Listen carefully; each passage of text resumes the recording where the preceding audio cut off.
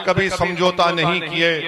हमने हमेशा, हमारे बुजुर्गों ने, हमारे असलाफ ने, हमारी तारीख गवाए कि हमारे नबी की सीरत गवाए कि हमको ये तालीम दी गई कि हमेशा हक की सरबुलंदी के लिए काम करो, बातिल से समझौता मत करो, कमजोरों का साथ दो, यतीमों पर रहम करो, बेवाओं को हिम्मत दिलाओ और सब मिलकर एक सही रास्ते पर अपने काफिले को लेकर आगे बढ़ो।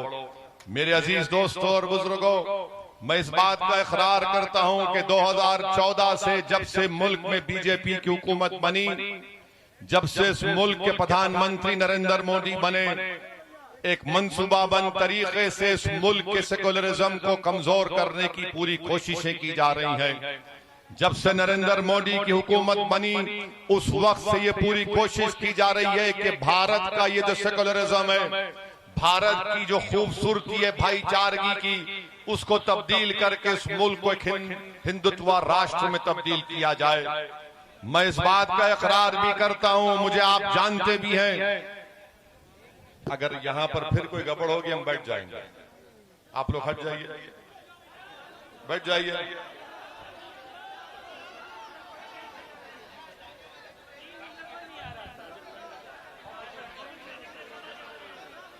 दो 2014 से हम देख रहे हैं कि कभी मॉब लिंचिंग के नाम पर खास तौर से मुस्लिम और दलितों को निशाना बनाया जाता है। हमने देखा कि जब इखलाक को मारा गया था यही उत्तर प्रदेश में, मुझे अच्छी तरह याद है कि मैं और जनाब शौकत साहब इखलाक के घर को मिलने गए थे। मेरी इन आंखों में आज भी इखलाक की मां की वो मायूसी है कि कैसे उसके घर में घुसकर उसी के घर के आंगन में उसको पीट पीट कर खत्म कर दिया गया।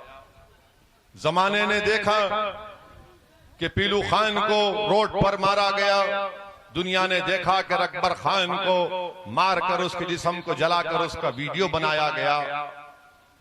मुल्क ने देखा, बल्कि सारी दुनिया ने देखा, मीडिया ने दिखाया कि झारखंड में अलीमुद्दीन अंसारी को सरे बाजार पीटा गया।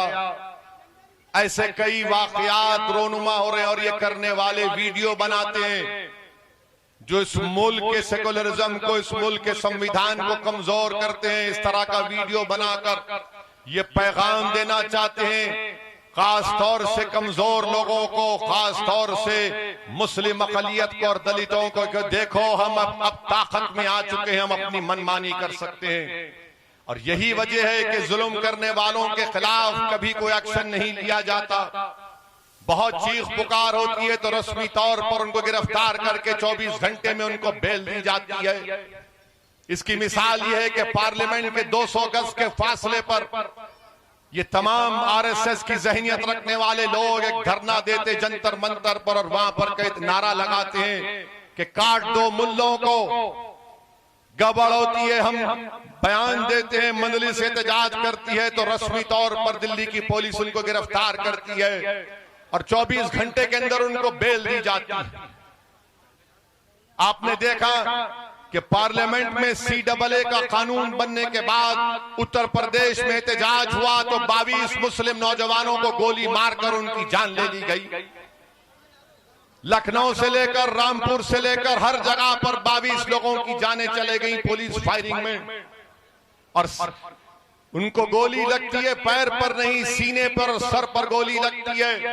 ये मैं नहीं कह रहा हूं, सुप्रीम कोर्ट के एक रिटायर्ड जज जस्टिस सुदर्शन रेड्डी और दिल्ली हाई कोर्ट के जस्टिस AP शाह की रिपोर्ट कहती है कि मुसलमानों को टारगेट किया गया गोली मारकर। मैं आपको बताने आया हूं कि जब इस तरह का जुल्म होता तो क्या कोई सेकुलर जो अपने आप को सेकुलर पार्टी कहती है, ये जुल्म इसलिए हो रहा है क्योंकि मोदी वजीर आजम है। ये जुल्म करने वाले जानते हैं कि मोदी उनके साथ है। ये जुल्म करने वाले जानते हैं कि बीजेपी की सरकार उनको खामोशी से पीछे दरवाजे से उनकी मदद कर देगी। मगर जहां पर ये जुल्म होता है जो भारत के संविधान के खिलाफ है, जो भारत को कमजोर करने की एक साजिश है, ये नाम निहाद सेकुलर पार्टी कोई आवाज नहीं उठाती। चाहे वो समाजवादी हो, चाहे वो BSP हो या फिर ये पुरानी कांग्रेस पार्टी हो, इनकी जबानों पर ताला लग चुका है, कुछ नहीं कहते। CAA का कानून आया तो आवाज नहीं उठाए। ट्रिपल तलाक का कानून लाया गया पार्लियामेंट में, कौन खुलकर बताया कि ट्रिपल तलाक का कानून जो नरेंद्र मोदी बना रहे हैं वो भारत के संविधान के खिलाफ है। नरेंद्र मोदी बड़ा दावा किए कि मैं मुस्लिम महिलाएं मेरी बहनें हैं, मैं अपनी बहनों को इंसाफ दिलाना चाह रहा हूं। किसने पार्लियामेंट में खड़े होकर कहा कि भारत में यकीनन महिलाओं से नाइंसाफी होती है, मगर नाइंसाफी उन लोगों से भी होती है जो शादी कर कर अपनी बीवी को छोड़ देते और अपने घर में नहीं रखते। मैंने फिगर्स पेश किए हुकूमत के, भारत सरकार खुद कहती है कि 33 लाख से ज्यादा ऐसे महिलाएं शादीशुदा हैं जो शादीशुदा हैं मगर अपने पति के साथ, अपने हस्बैंड, अपने शौहर के साथ नहीं रहते। जब ये सवाल किया तो बीजेपी चराग हो गई, बोले तुम कैसे उसको संविधान के खिलाफ कर रहे हैं। मैंने उनको याद दिलाया कि सुनो, तुम बड़ी मोहब्बत की बातें कर रहे हो, मेरी गुजरात की भाभी का क्या होगा बताओ। तो फौरन गुस्से में आ गए। आप बताइए, खुलकर क्यों नहीं बोलते भारत की पार्लियामेंट में? हमने संविधान को सामने रखकर कहा कि यह संविधान के खिलाफ है। ट्रिपल तलाक का कानून औरतों पर और जुल्म करेगा, वो छोड़ देगा अपनी बीवी को और भाग जाएगा। और ऐसे ही हो रहा है आजकल, ऐसे ही हो रहा है आजकल। और मजीद जुल्म हो रहा है हमारी बहनों के ऊपर, क्योंकि कानून मोदी बनाए, और ऐसा कानून बनाए मोदी कि मर्दों को और ताकत दे दिए। कैसे ताकत दे दिए कि अगर कोई मर्द अपनी बीवी को 3 मर्तबा तलाक कहता है तो कानून ये कहता है कि तलाक नहीं हुआ। तो मैंने पूछा, जब तलाक नहीं हुआ तो केस किस बुनियाद पर और जेल में किस बुनियाद पर डाल रहे हो? तो मोदी हुकूमत ने कहा कि उसको नहीं बोलना चाहिए। अरे मैंने कहा, जब जुर्म नहीं हुआ तो केस किसका? तो जेल में जाएगा, और जेल में जाएगा तो बेल नहीं होगी, और अगर कोर्ट सजा देगा 2 साल की तो 2 साल तक हमारी बहन इंतजार करेगी कि जब वो जेल से निकलेगा तो जेल के सामने हमारी बहन खड़े होगी और बैंड बाजा होगा और बाजे वाले गीत गाएंगे कि बहाओ बरसाओ मेरा महबूब आया है। 2 साल तक हमारी बहन क्यों सड़ी रहे उस बदमाश आदमी के साथ जिसको शरीयत के बारे में कुछ नहीं मालूम, जिसको औरतों के हुकूक के बारे में कुछ नहीं मालूम। अब क्या कर रहा है ये मर्द? कुछ नहीं बोल रहा, घर से अपनी बीवी को निकाल रहा और फेंक रहा है। कहां गए मोदी? कहां गए ये तमाम बड़े बड़े बुलंद बांग दावे करने वाले जो टीवी पर बैठकर ये मोदी की चमचागिरी करने वाले लोग, जो महिलाओं को बिठाकर बोलते देखो इन पे जुल्म हो रहा, आओ ना तुम। कहां है? हमने इस कानून के खिलाफ कहा। मैं सलाम करता हूं हमारी मां और बहनों को जिन्होंने पूरे मुल्क में, पूरे मुस्लिम महिलाओं ने उस कानून के खिलाफ 8 करोड़ से ज्यादा महिलाओं ने दस्तखत करके प्रधानमंत्री वजीर आजम से कहा हम इस कानून को रिजेक्ट करते हैं। एक और कानून बनाया गया, CAA का कानून, शहरियत का कानून, मजहब की बुनियाद पर बनाया गया। हमने कहा ये बाबा साहब अम्बेडकर के बनाए हुए संविधान के खिलाफ है। पूछिए इन लोगों से, ये समाजवादी BSP से कानून की मुखालिफत कैसे करते ये लोग? अखिलेश यादव तकरीर कर रहे हैं CAA के कानून के ऊपर और बोल रहे हैं कि मैंने लखनऊ हाईवे बनाई, उस पर जेट उतार दिया।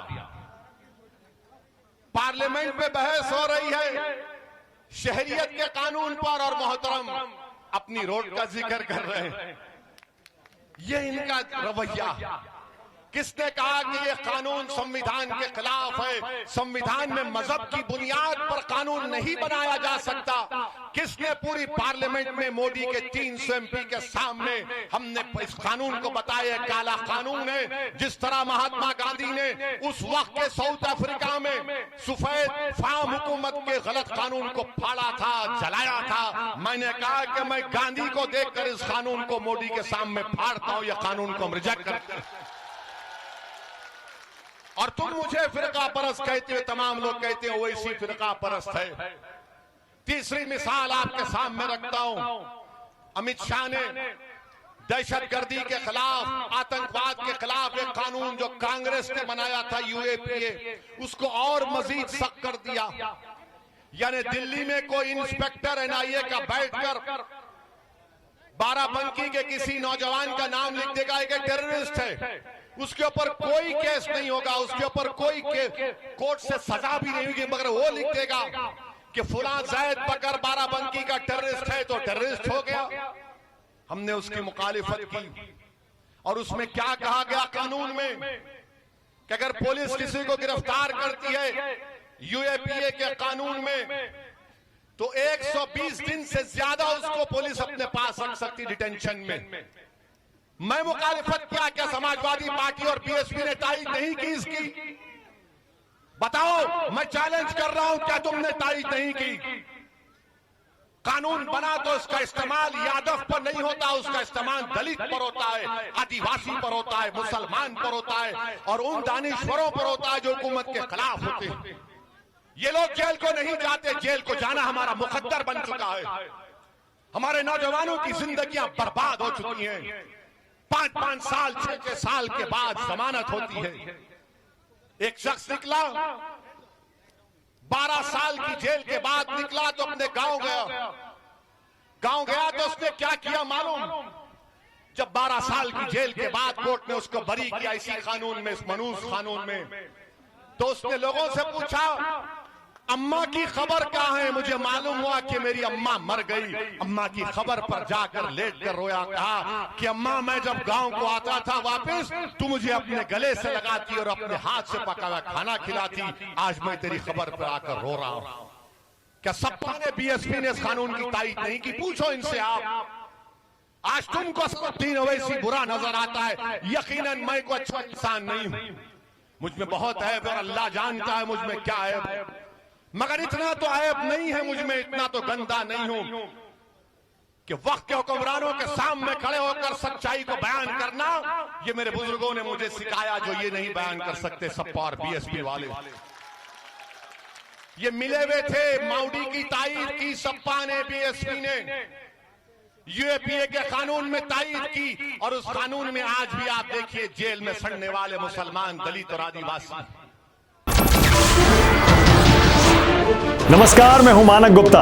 अगर आपको हमारा ये वीडियो पसंद आया हो तो इसे लाइक और शेयर जरूर करें और हां, हमें सब्सक्राइब और फॉलो करना ना भूलें ताकि आप देश और दुनिया की कोई खबर मिस ना करें। तो जुड़े रहिए हमारे साथ और देखते रहिए न्यूज़ 24।